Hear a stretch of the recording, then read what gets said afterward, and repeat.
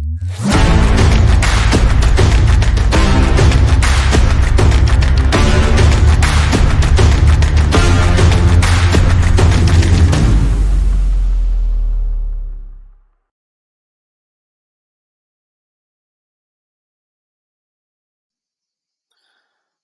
Igor.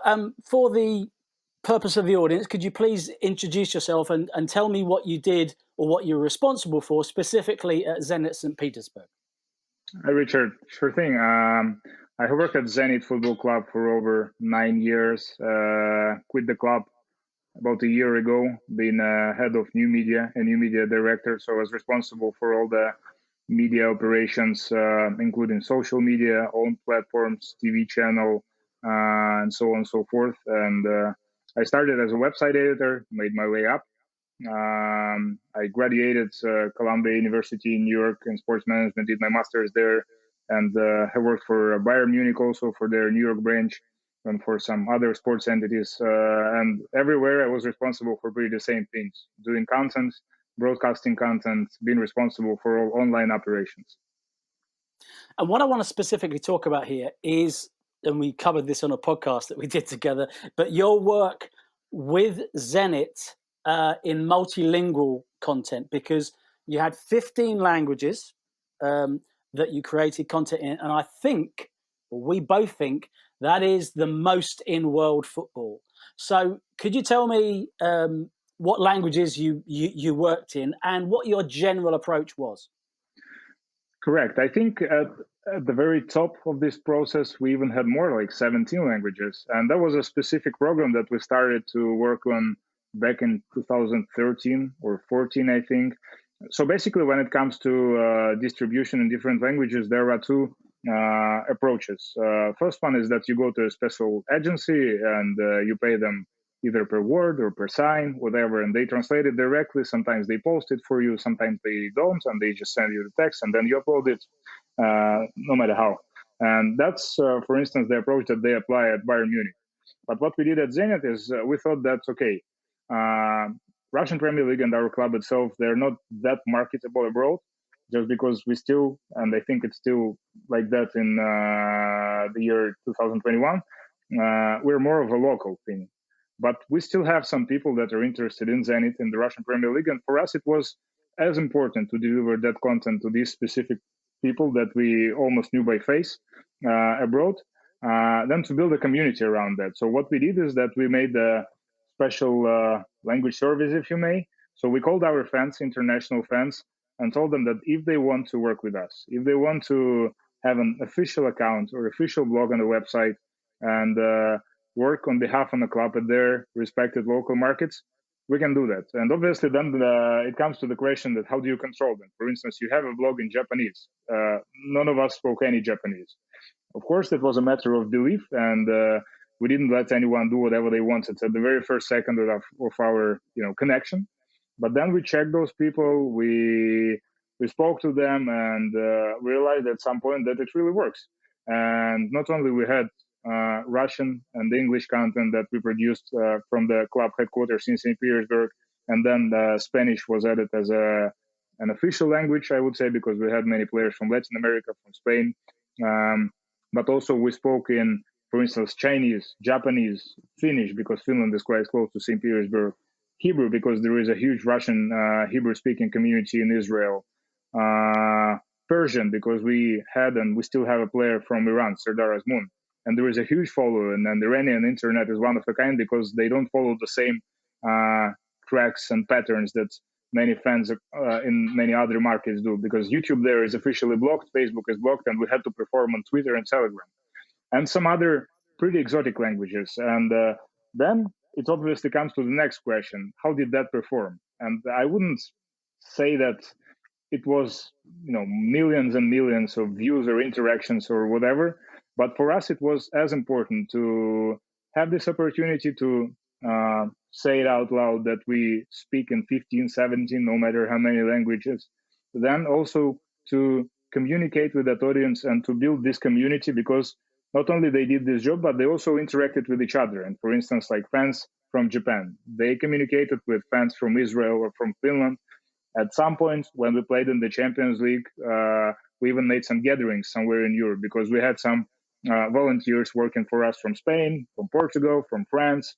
So they came, for instance, to Lisbon when we played against Benfica, and they met, and we gave them some perks. We let them talk to the players because there was no COVID back in the days, and so on and so forth. That was a cool community, and it still works to some extent. Yeah, it's similar to what I did at Arsenal. We didn't do 15 languages, but we did work through our supporters groups. Now you can go the agency route, which tends to be a little bit official. It tends to be a little bit. They work to the letter of the law, as it were. They're not putting a lot of flavour into it. And the other thing is, it's expensive. And what I like about what you did here is you built it up. You've got the potential to build this up slowly.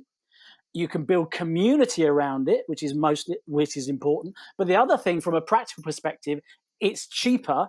You can build it up more slowly and gradually prove the concept to the directors, to the general managers, to the people at the top. You don't have to say, give me a big budget, I'll go and do this, and we'll measure it. You can do it gradually, albeit there's a lot on the likes of you and the likes of me to make sure that those external bloggers and posters are on message, keeping the enthusiasm going, and basically keeping the content of high quality.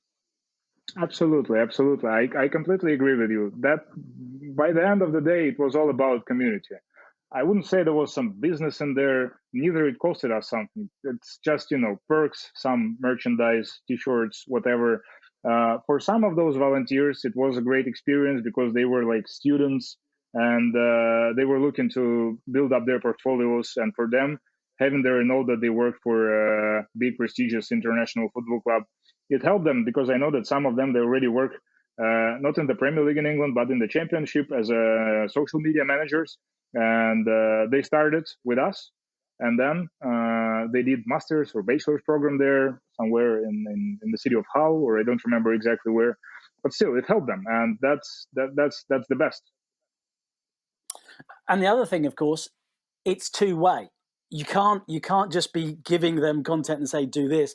You want a local flavour on the Zenit story or the Benfica story or the Arsenal story. So you need to understand that it is two-way, and it's important that clubs aren't insular. They're not just exist in their city, because the Russian league can be seen everywhere, the English league can be seen everywhere, the Portuguese league can be seen everywhere. So it's important to be two-way, right? And you're learning from your fans at the grassroots.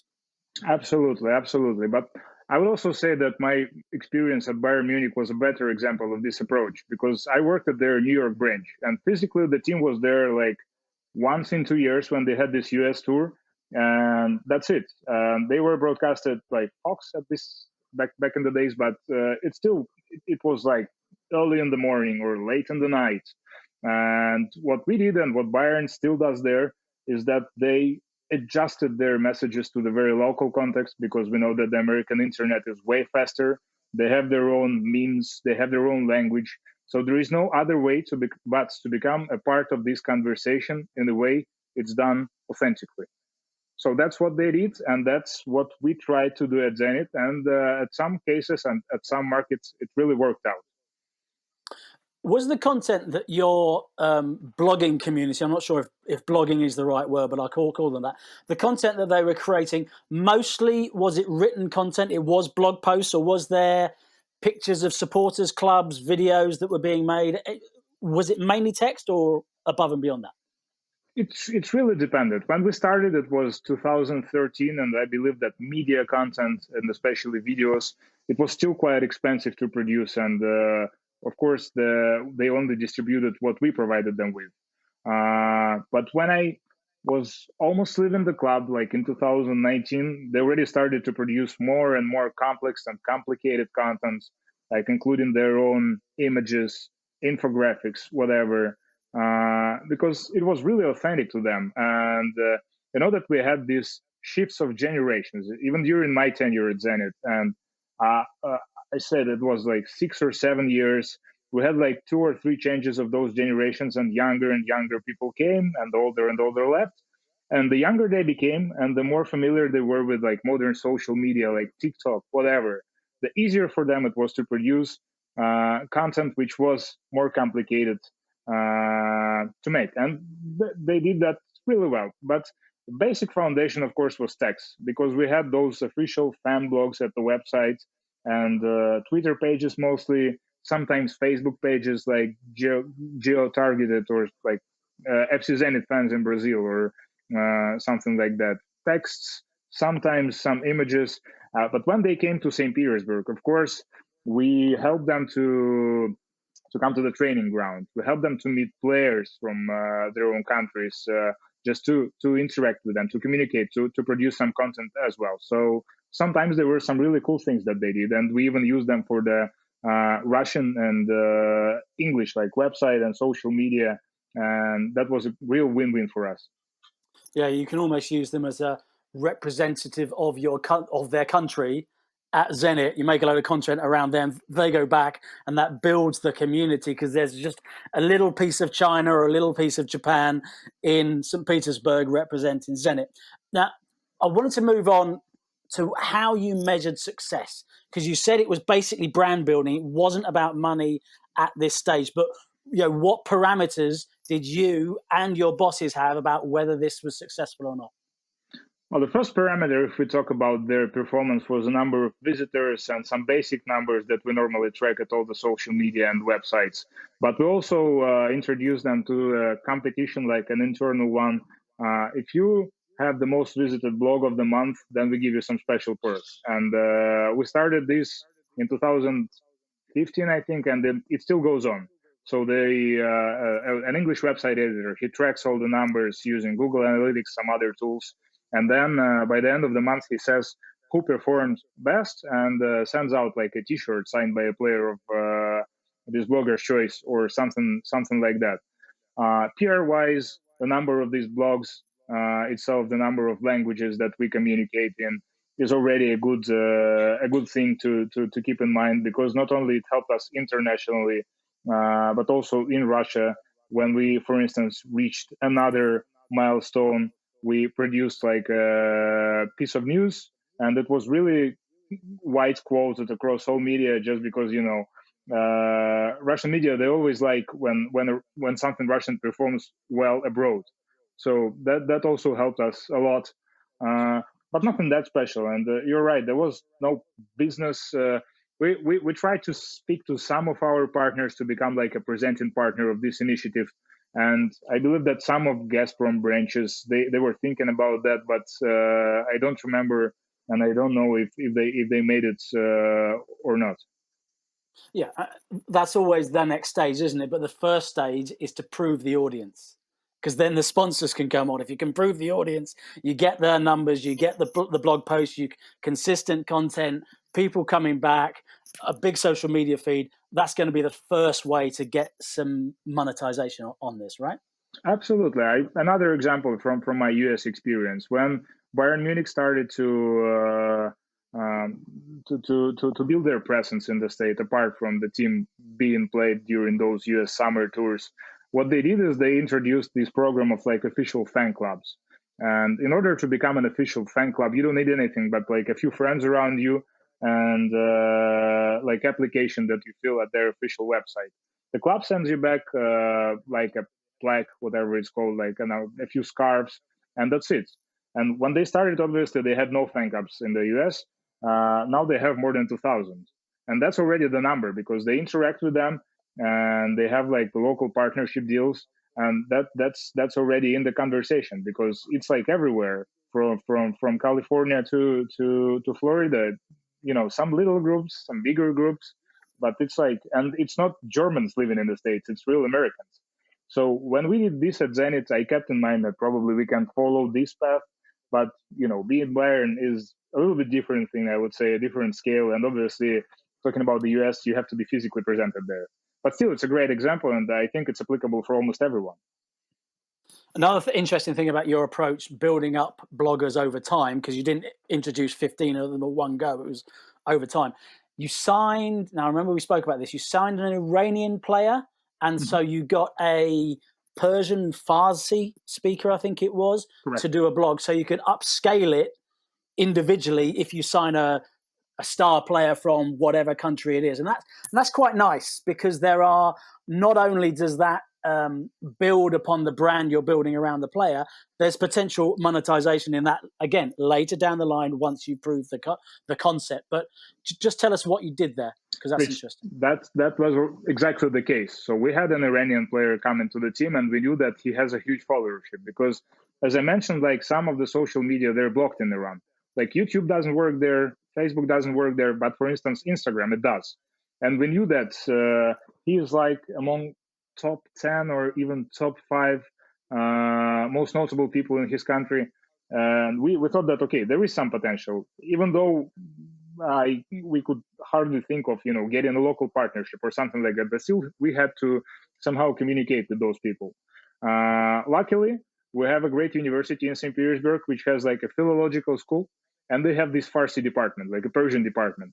So we went there and asked, like, if you have any students, if you have anyone who would be interested, who would be potentially interested in that. And we found a guy. He lived in Iran for some time, so he knew the local market quite well. He knew all the sports media outlets, and he even had some connections there. So we just told him, okay, there are not many ways to use your knowledge of Persian in St. Petersburg, obviously. But if you want to, at your spare time, you can easily do that for us. And he agreed. So what we did, we introduced a special Twitter feed. We started to add caption in Persian on Instagram, which helped us to skyrocket immediately there because they really appreciated it. And we also did a Telegram channel, because Telegram is the biggest media there in Iran. And some numbers there, they're crazy. Like they have channels which have like millions of followers. And that was crazy. And we started to interact with them. So that was not that simple as a volunteer approach. That was a little bit more complicated, but it's still, it paid off really well. The most important is that this player, he really liked that. Serdar Azmoun, a striker. He's now about to go to AS Roma or somewhere else, and I'm quite curious if they're going to follow our experience or not. But yeah, that was a great example. Just a couple more. Your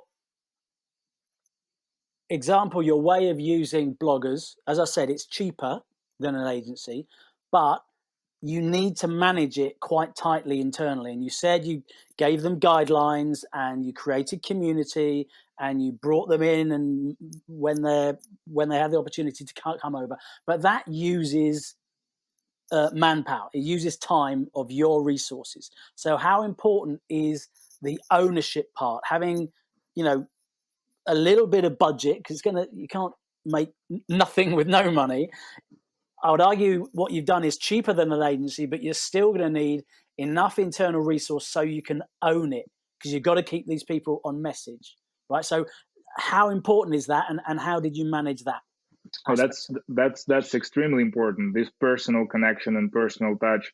And it was me in charge of this process, obviously, and I was in touch with those bloggers, but also, and firstly, we had and we still have like English media editor who is a staff worker at the club. He is originally from London, so that was part of his job, of his conversation, of his agenda.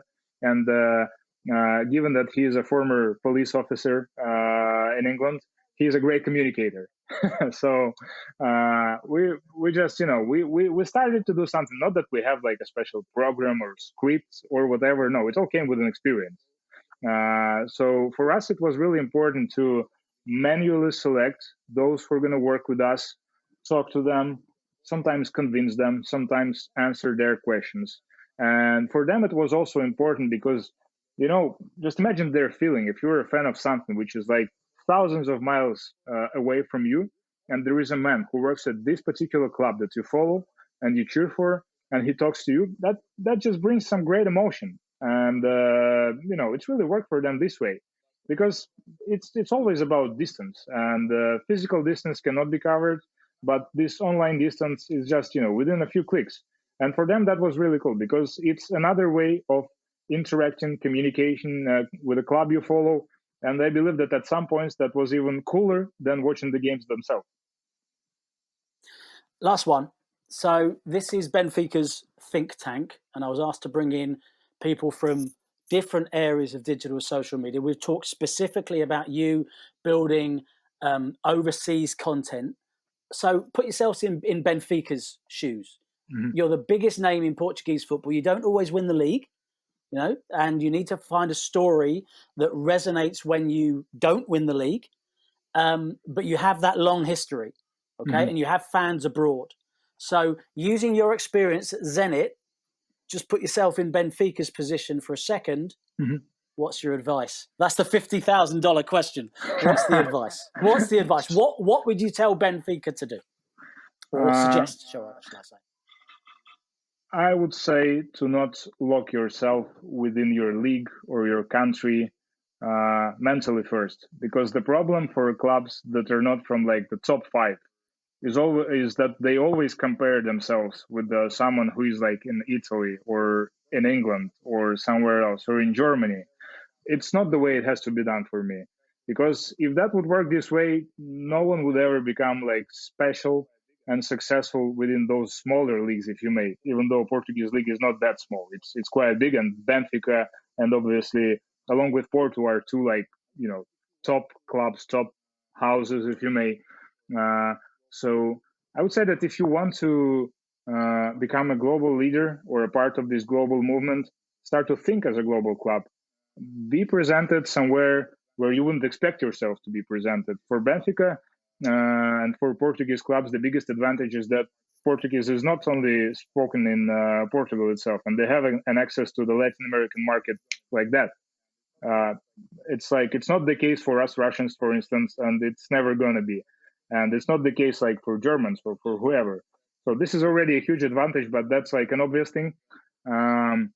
Another is that I would also link the narrative to the lifestyle, to the city of Lisbon, to the great country of Portugal, which I'm a huge fan of. I've been to Portugal like more than 10 times, and Lisbon is one of the greatest cities in Europe, and it's like a hidden gem for me, because it's not an obvious destination to go. So being presented not only in the context of football but somewhere else is already a winning strategy. It's football is more or less the same everywhere, but it's all about those things that make you look special. And I believe that Benfica has this advantage. When the name of Benfica comes to my mind, the first thing I remember is that crazy eagle tradition. When the eagle flies in within the stadium, that's one of the best experiences that I have ever had at any of the stadiums, and I visit more than a couple of hundreds. So the foundation is there, the story is there. It just has to be told the right way to the right audience, and that's it. And also, you need to be brave, though, right? You need to be brave and push Absolutely. beyond your tight net. I mean, I had this at Arsenal, very traditional club. Everyone's going to be on your case if you make a mistake at Arsenal, but you have to push outside your comfort zone in order to touch people these days, especially young fans abroad, I would think. So that little bit of bravery, crucial too. Absolutely. Bravery is really important, and you just have to push yourself. It's not only about bravery itself. You can be brave, but then the motivation is not there, and then it doesn't work. So effort, bravery, sometimes some craziness, because sometimes you have to be crazy to make some crazy things that will attract people's audience, and being proud of yourself. It's not about comparing yourself to someone else in order to find your place. It's about being yourself, not proving something, but just telling your story, and that's going to work, because it worked for many before. Egor Krestsan, thank you very much. Thanks, Rich.